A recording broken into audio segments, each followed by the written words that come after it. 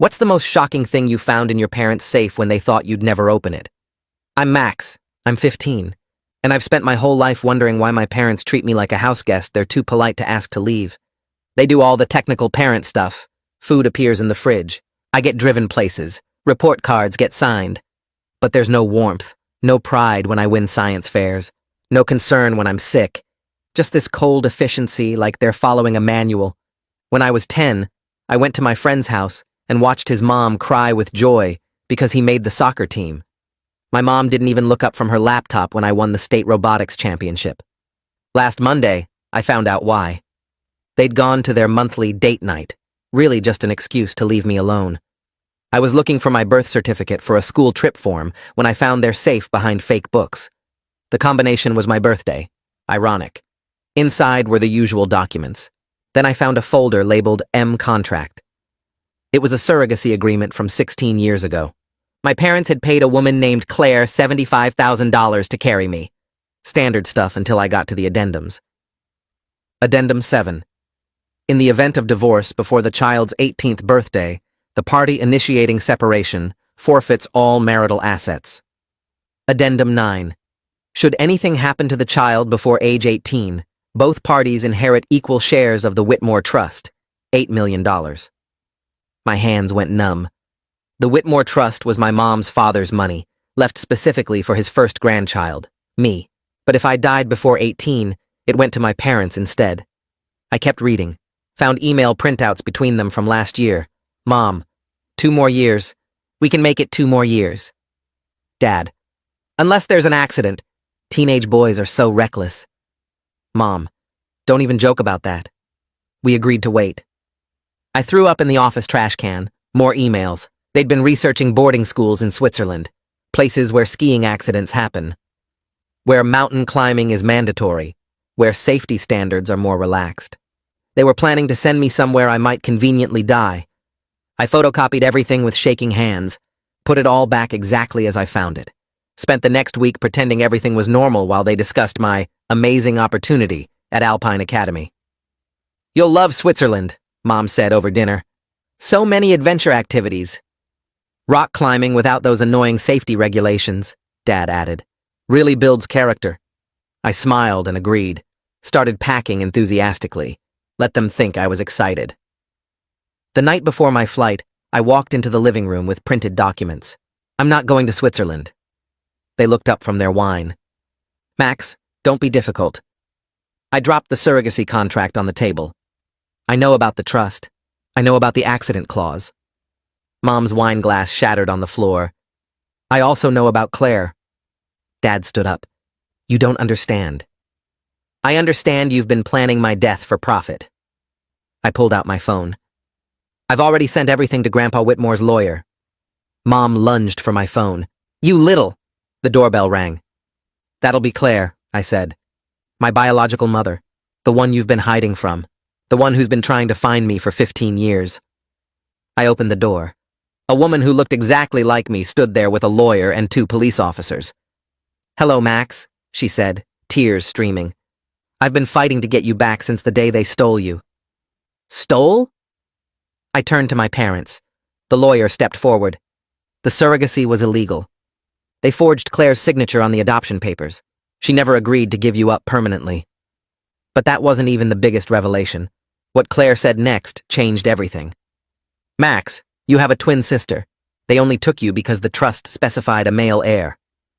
Claire stepped into the house, and I saw my own eyes staring back at me from her face, the same green with those little gold flecks near the center that I always thought made me look weird. The 2 police officers moved fast, positioning themselves between my adoptive parents and the door like they expected someone to run.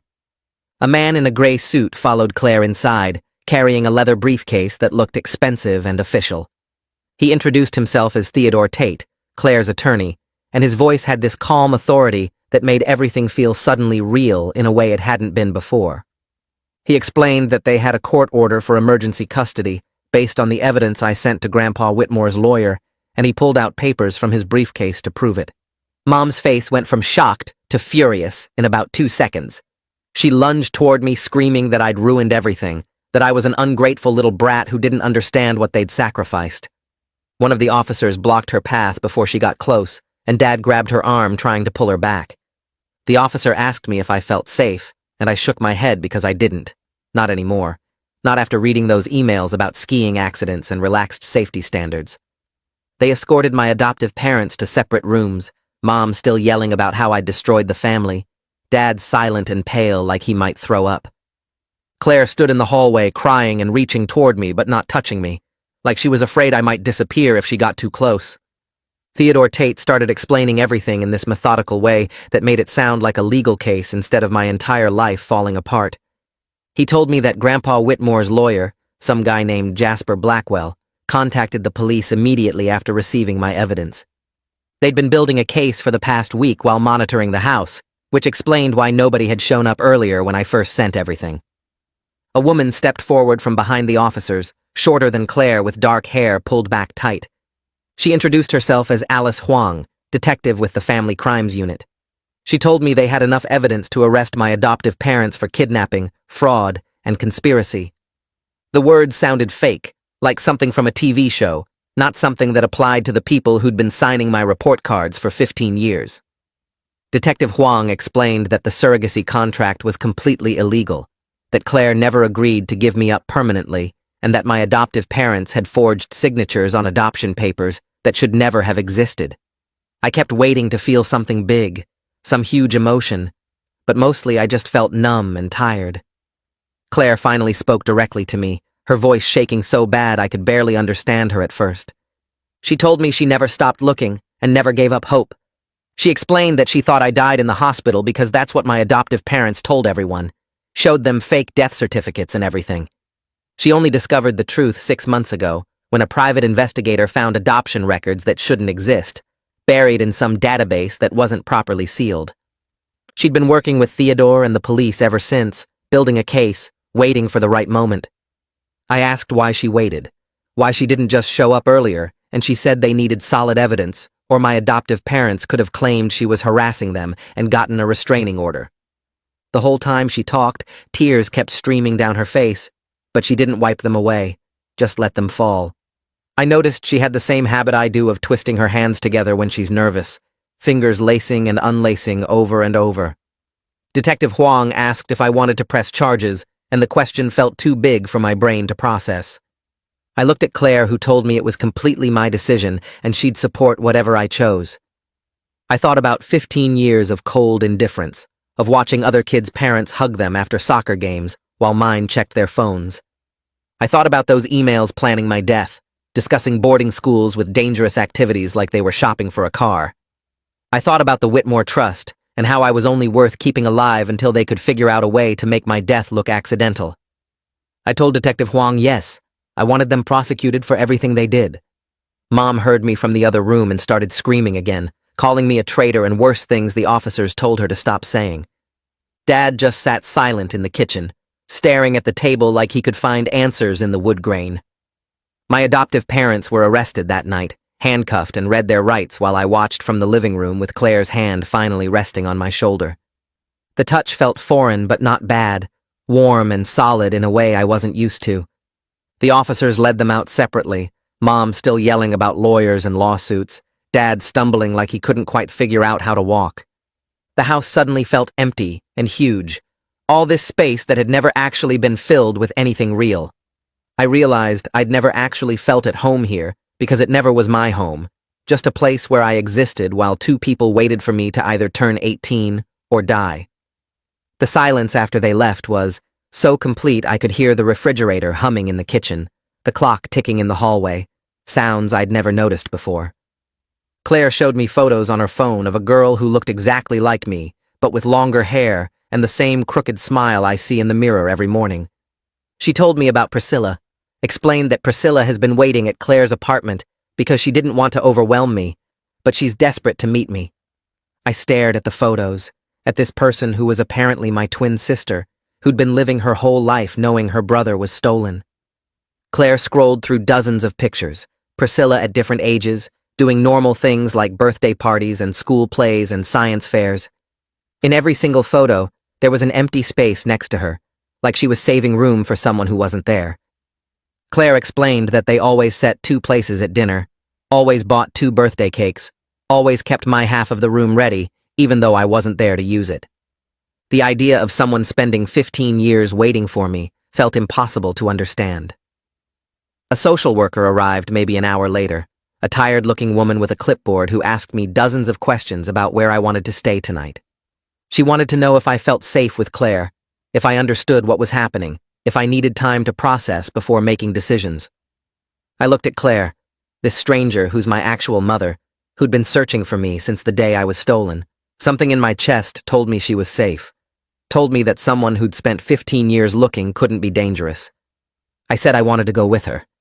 The social worker made notes and asked more questions, but eventually she agreed to temporary emergency placement pending a full custody hearing. Theodore Tate assured her that the custody case was solid, that there was 0 chance my adoptive parents would get me back, given the criminal charges. The social worker told me I could pack a bag with whatever I needed, and I realized I didn't actually know what I needed because I'd never had to think about it before.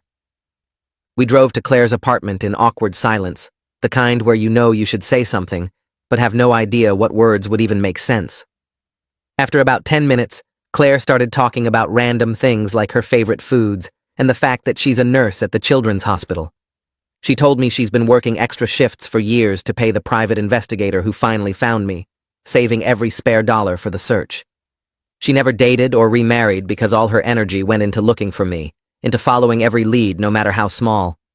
She talked about Priscilla's robotics projects, about how Priscilla always insisted I was alive somewhere, how she refused to let Claire give up hope even when the trail went cold.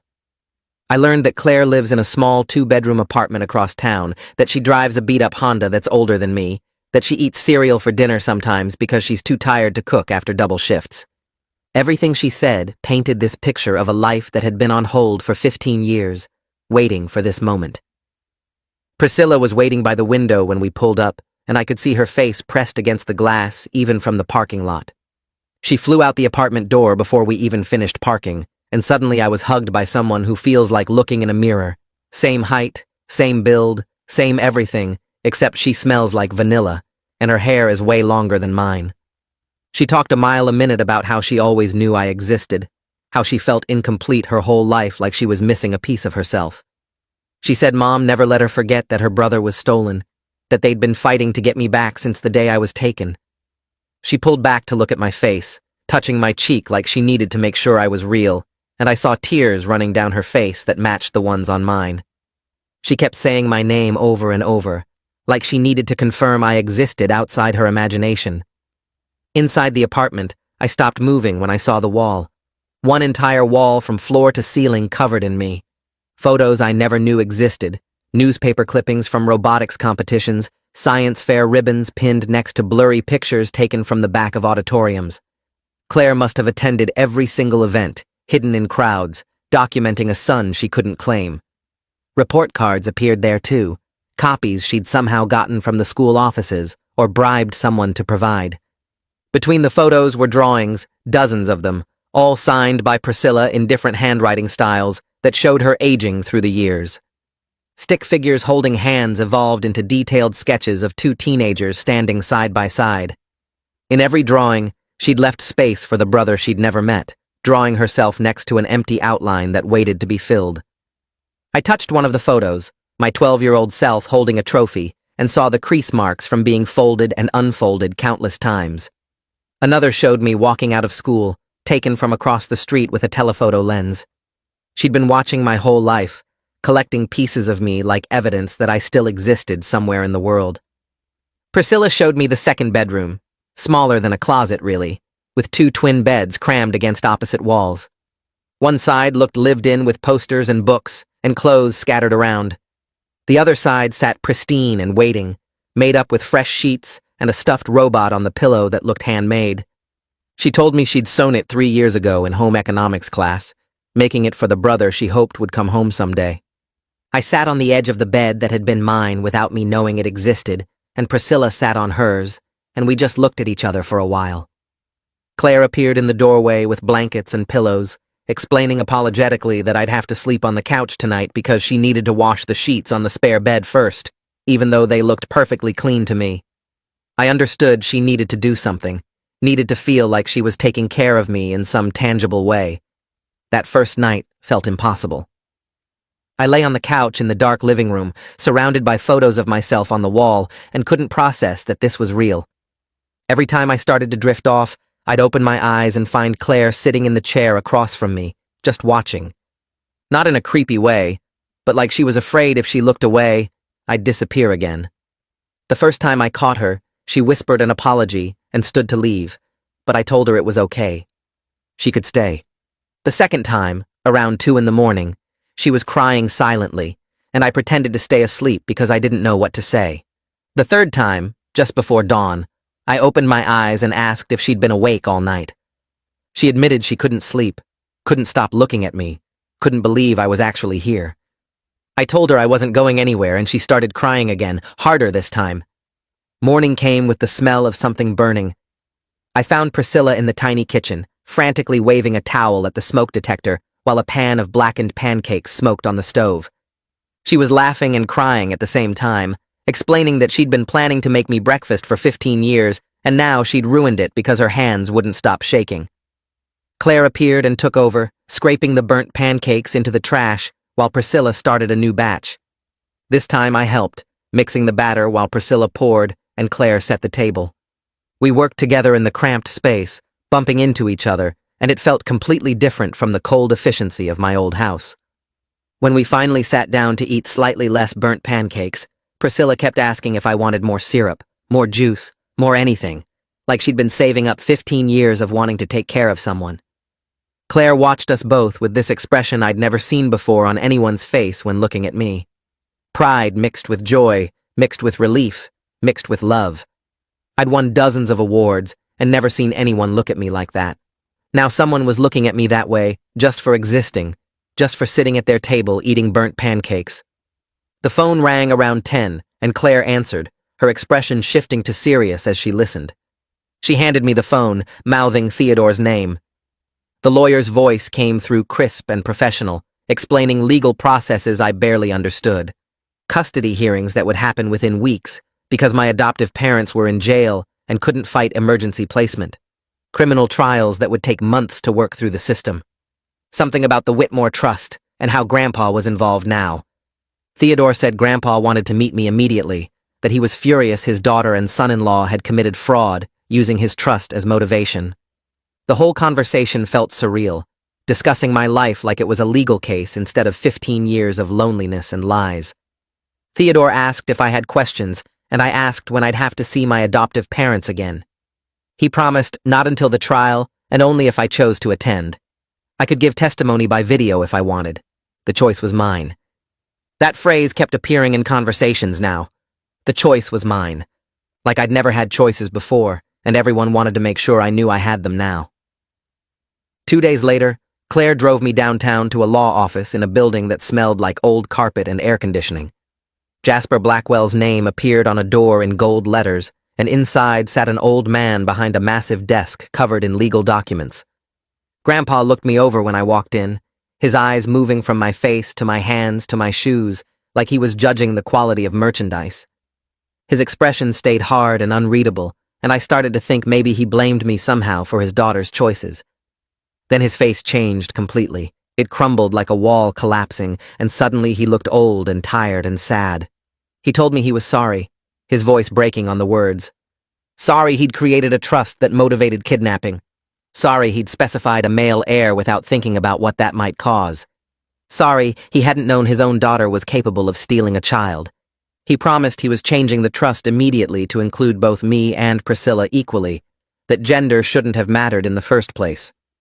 I didn't know what to say to this old man apologizing for things that weren't really his fault, so I just nodded. He stood and hugged me awkwardly, and I felt him shaking. The custody hearing happened so fast, I barely had time to process it. 1 week after leaving my old house, I sat in a courtroom while a judge reviewed documents and asked Claire questions about her home and income and ability to care for a teenage boy. My adoptive parents didn't appear because they were in jail awaiting trial, and their lawyer didn't even bother arguing against emergency custody. The evidence was too clear, the crimes too obvious. The judge granted Claire full emergency custody pending permanent adoption proceedings, and just like that, I legally became her son again. Priscilla squeezed my hand so hard during the ruling that I lost feeling in my fingers, and I squeezed back just as hard. We sat in the courtroom crying while the judge signed papers that gave me back to the mother who'd never stopped fighting to find me. Claire hugged us both, whispering thank you over and over like we'd given her something instead of the other way around. Going back to my old house to get my stuff felt like visiting a crime scene. Claire and Priscilla came with me, and we walked through rooms that had never felt like home and now felt actively hostile. I looked at my bedroom, at all the expensive things my adoptive parents had bought to fulfill their obligation to care for the heir to the trust. Top-of-the-line computer, professional robotics equipment, designer clothes I'd never asked for. None of it felt like mine. It all felt like props in a performance where I played the role of beloved son while they counted down days until the trust unlocked, or I conveniently died. I took my robotics projects, the ones I'd built myself, and my regular clothes that I actually liked. Everything else could stay.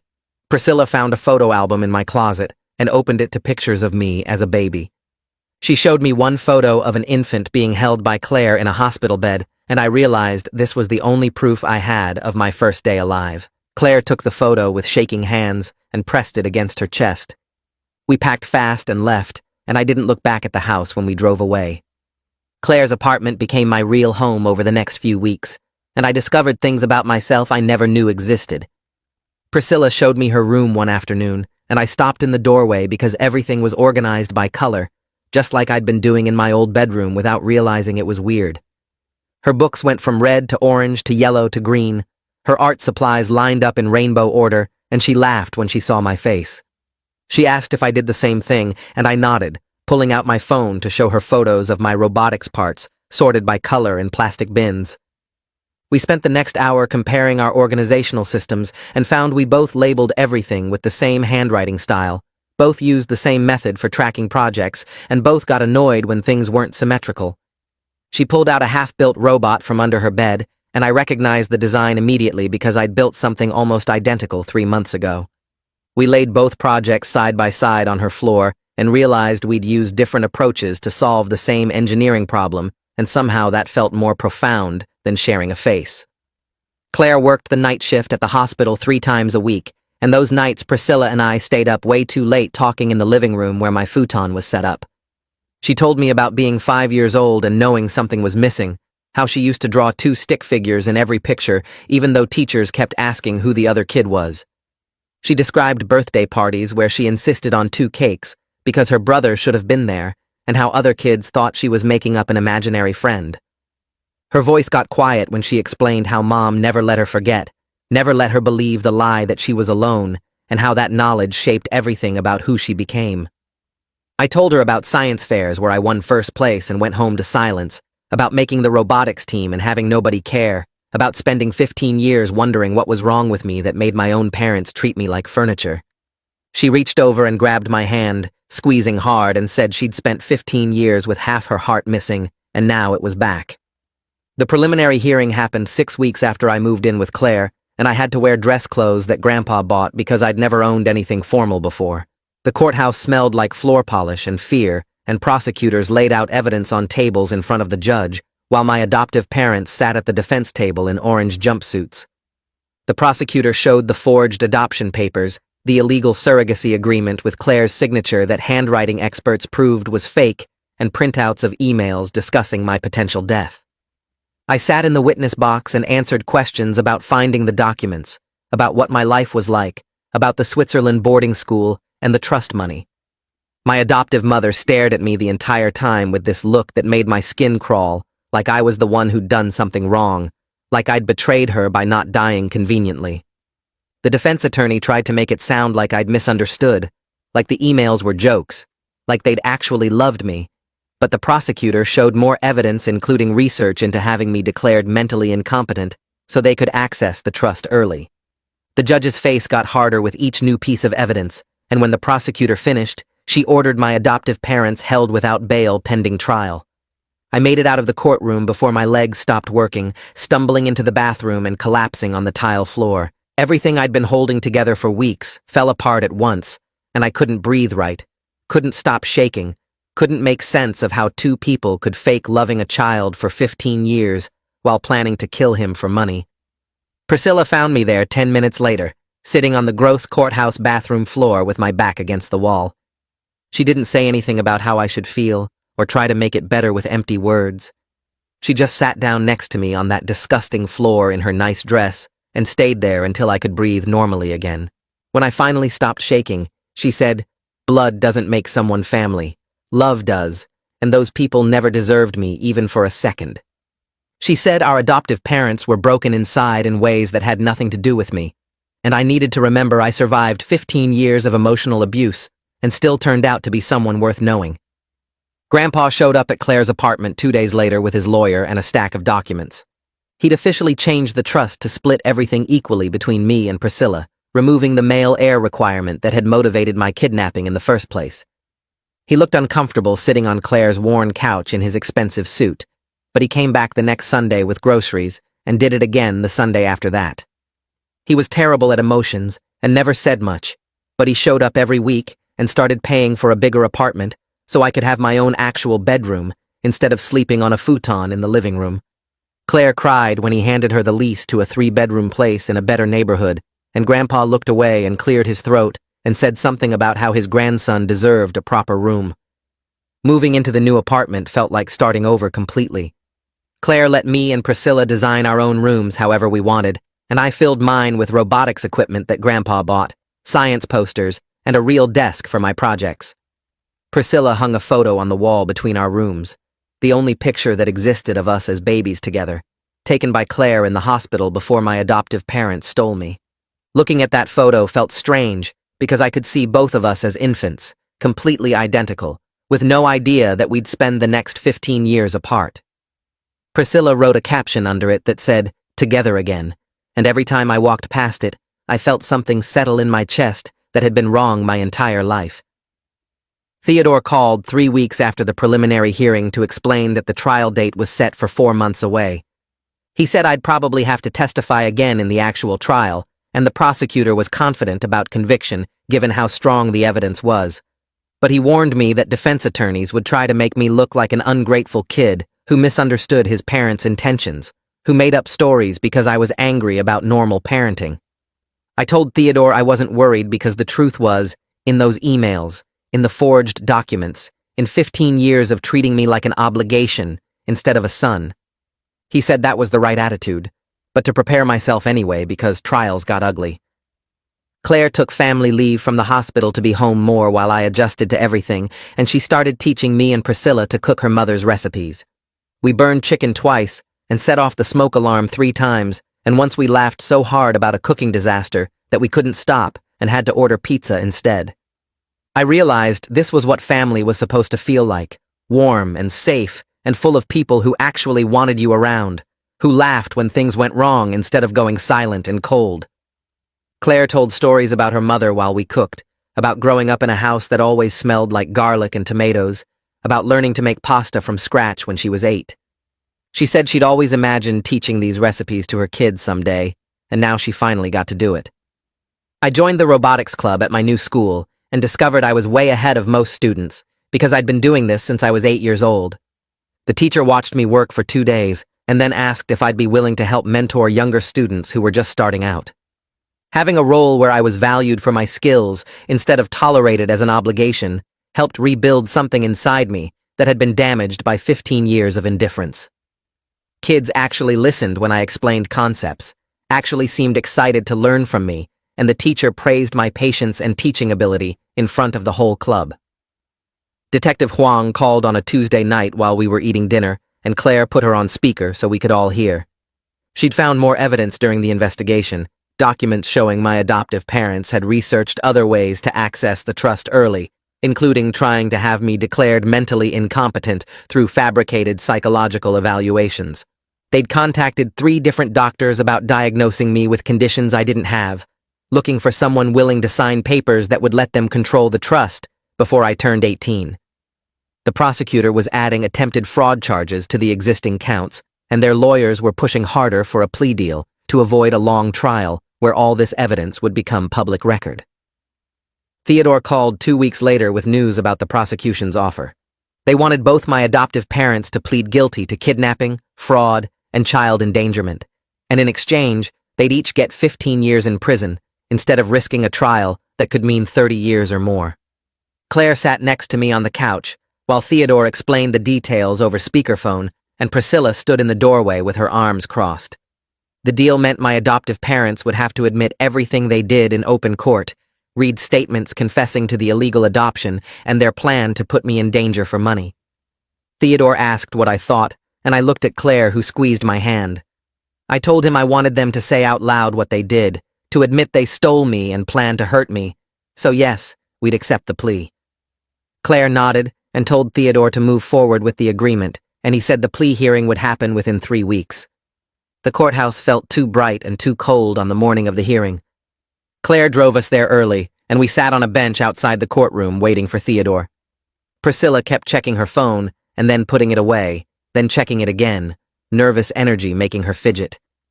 When Theodore arrived, he walked us through what would happen, explaining that the judge would ask my adoptive parents to confirm they understood the charges and were pleading guilty voluntarily. They'd read their prepared statements admitting everything, and then the judge would ask if I wanted to make a victim statement before sentencing. I said yes, I wanted to speak, and Theodore nodded like he'd expected that answer. Inside the courtroom, my adoptive parents sat at the defense table wearing orange jumpsuits, their lawyers on either side. Neither of them turned around when we walked in. The judge entered and everyone stood, and then the proceedings started with the clerk reading the charges. Kidnapping of a minor, fraud, child endangerment, conspiracy. The words sounded heavy and official, nothing like the cold efficiency of my childhood or the emails planning my convenient death. The judge asked my adoptive mother if she understood the charges and if she was pleading guilty, and she said yes in a flat voice. Same questions for my adoptive father, same flat yes. Then came the statements. My adoptive mother went first, reading from a paper her lawyer had prepared. She admitted to taking me from Claire without legal authority, to forging adoption documents, to keeping my twin sister's existence hidden. She admitted to planning to send me to a boarding school where accidents happened frequently, knowing the danger and accepting it because of the financial benefit. Her voice never wavered, never broke, just read the words like she was reading a grocery list. When she finished, she sat down without looking at anyone. My adoptive father's statement was shorter but equally cold, admitting his role in everything and his knowledge of the scheme from the beginning. He said he knew the surrogacy was illegal, and he helped hide the evidence. He said he researched dangerous schools and approved the plan to send me there. Then he sat down too. The judge looked at me and asked if I wanted to make a statement before sentencing. I stood up, and my legs felt shaky, but I walked to the front of the courtroom anyway. I didn't have anything written down, so I just started talking. I told them they stole 15 years from me, from Claire, from Priscilla. I said they took away my chance to grow up with my real family, with a mother who actually loved me and a sister I didn't even know existed. I told them they made me feel worthless my entire childhood, like I was just an obligation they had to tolerate, and now I knew why. Because I was never their son, just a financial asset they were waiting to cash in. I said I hoped they spent every single day in prison thinking about what they lost by choosing money over love, thinking about how they could have just been decent people and let Claire keep her son. My voice cracked on the last part, but I kept going. I said they didn't deserve forgiveness, and I wasn't offering it, and I hoped 15 years felt as long for them as 15 years of emotional neglect felt for me. The judge thanked me, and I sat back down between Claire and Priscilla. Claire was crying silently, and Priscilla grabbed my hand and held it tight. The judge sentenced them each to 15 years in state prison with no possibility of parole for at least 10, and then it was over. The bailiff led my adoptive parents out through a side door, and they never looked back, never looked at me once during the entire hearing. Theodore gathered his papers and told us we were done, the case was closed, and they'd be transferred to prison within a week. Outside the courthouse, Claire pulled me and Priscilla into a hug and said this chapter was finished, and now we got to focus on being a family. She suggested ice cream, even though it was barely 11 in the morning, and we walked 3 blocks to a shop near the courthouse. Priscilla ordered mint chocolate chip without asking what I was getting, and when I ordered the same thing, we both started laughing. Claire smiled and ordered strawberry for herself, and we sat at a small table by the window eating ice cream and not talking about the hearing. Priscilla said of course we liked the same flavor, we were twins, and probably liked all the same things. I asked what else she liked, and she started listing things: robotics and science fiction and terrible action movies and staying up too late. I liked all of it too. 2 days after the hearing, Grandpa Whitmore called and asked me to come to his lawyer's office. When I got there, he had papers spread across the conference table and explained he was setting up separate education trusts for me and Priscilla, money that couldn't be touched except for college expenses. He said he wanted to make sure we could go to any school we wanted without worrying about cost, and the trusts would cover tuition, housing, books, everything. Then he asked his lawyer to leave the room and told me to sit down. He said he saw himself in me, the same stubborn independence and strategic thinking, the same refusal to accept unfair situations. He said he was proud of how I handled everything, from finding the evidence to confronting my adoptive parents to testifying in court. Most kids would have fallen apart, but I stayed strong and protected myself, and that took courage most adults didn't have. His voice got rough on the last part, and he cleared his throat and looked away, and I realized he was trying not to cry. The next week, I was walking home from the school with Claire and Priscilla when I called Claire Mom without thinking about it. I was telling a story about Robotics Club and said something about how Mom would like the project we were building, and the word just came out naturally. Claire stopped walking right there on the sidewalk and turned around and hugged me so tight I could barely breathe. Priscilla pulled out her phone and took a picture of us, and when Claire finally let go, Priscilla showed me the photo. She said she'd been waiting 15 years to see her mom hug her twin brother, and now she finally had proof it happened. I looked at the picture and saw Claire's face pressed against my shoulder, her eyes closed and my arms wrapped around her back, and something in my chest felt complete. School ended in June, and I'd made actual friends by then. People who liked me because I was interesting and funny, not because they were obligated to tolerate me. Priscilla's friends had become my friends too, and we all hung out together at lunch and after school. When summer started, we all signed up for robotics camp together, a 3-week intensive program at the community college. The camp was harder than I expected, but in a good way, with projects that actually challenged me and teachers who treated us like we were capable of real engineering work. On the last day, they held a competition for the advanced division, and I entered with a robot I'd been building the entire 3 weeks. Mom and Priscilla sat in the audience during the competition finals, and every time my robot completed a task, I could hear them cheering. They were so loud, the camp director had to ask them to keep it down, but they just cheered quieter, not silent. When the judges announced I'd won first place, Priscilla jumped up and screamed, and Mom started crying proud tears. She told everyone sitting near her that I was her son, pointing at me and wiping her eyes and smiling so wide it looked like her face might break. After the award ceremony, she hugged me and said she was so proud, and I realized this was what I'd been missing for 15 years. Someone who was genuinely happy about my success, who cried because they were proud instead of not even looking up from their laptop. A week later, Grandpa Whitmore called another family meeting and said he wanted to pay for family therapy. He explained that we all went through something difficult and needed help processing it together, and even though he wasn't comfortable with emotions, he'd show up every week if we agreed to go. Claire said yes immediately, and Priscilla and I agreed too. Our first session was awkward with everyone sitting stiff in chairs and not knowing what to say. But the therapist was patient and helped us talk about the kidnapping, the lost years, the guilt Claire felt for not finding me sooner. She explained that we were all hurt by my adoptive parents' choices, that their greed damaged everyone, and healing meant building new memories to replace the 15 years that got stolen. Our 16th birthday came in August, and Mom threw us a huge party at the apartment. She invited both our friend groups and made a massive cake with both our names on it. Priscilla gave me a photo album she'd been working on for weeks, filled with pictures from the past 6 months. There were photos of us at robotics camp, eating ice cream after the plea hearing, moving into the new apartment, cooking dinner with Mom. The last page had the baby photo of us together in the hospital, the one Claire took before I got stolen. And Priscilla had written a caption underneath that said, "Finally complete again." I hugged her and told her it was the best present anyone ever gave me. The next week, I got my driver's license and Mom let me drive her car home from the DMV. She sat in the passenger seat looking nervous but trying to hide it, and she didn't grab the handle once, even when I took a turn too fast. That weekend, Priscilla and I practiced parallel parking in an empty lot, taking turns behind the wheel and coaching each other.